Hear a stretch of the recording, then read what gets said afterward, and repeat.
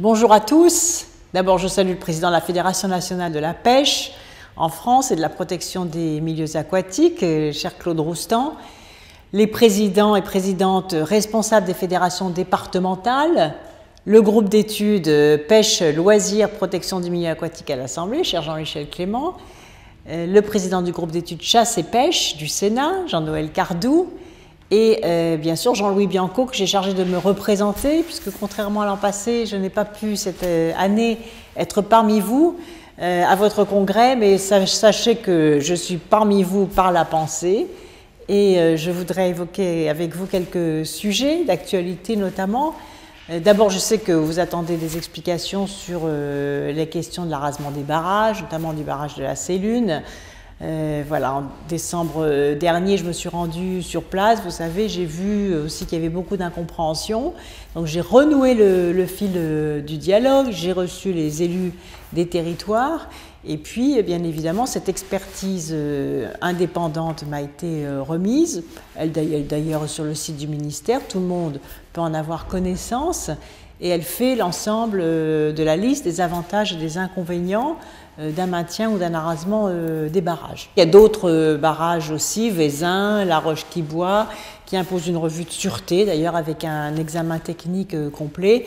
Et donc, aujourd'hui, je passe à l'action, puisque les revues de sûreté, de sécurité de ces barrages sont en cours et que de toute façon, il va falloir les vidanger pour, quelle que soit la décision qui sera prise, pour assurer la sécurité de ces barrages. Mais j'y attache beaucoup de soin parce que je ne veux pas que se renouvelle un accident écologique comme celui de 1993. Alors, cette année 2015 est une année très importante, d'abord parce que nous avons la COP 21, sur le changement climatique, qui se tient donc du 30 novembre au 11 décembre à Paris. C'est un enjeu très important puisqu'il s'agit d'aboutir pour la première fois à un accord universel et contraignant permettant de lutter efficacement contre le dérèglement climatique et d'accélérer la transition des sociétés des économies sobres vers des économies sobres en carbone. Et au cœur de ce sujet, un thème que vous connaissez bien par définition, celui des milieux aquatiques et de la faune piscicole, qui, comme vous le savez, sont très impactés par le réchauffement climatique.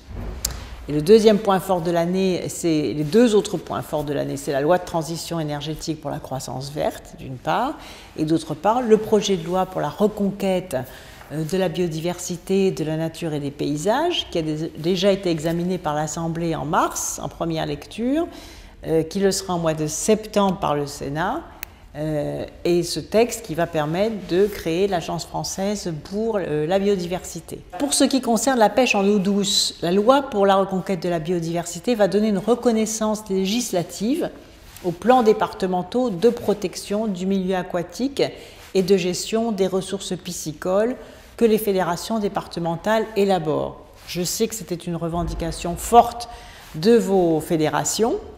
Il y a également dans le projet de loi d'autres mesures auxquelles vous êtes très attachés. D'abord, par exemple, la dépénalisation de la remise à l'eau de certains poissons, ce qui va sécuriser le pêcheur dans sa pratique.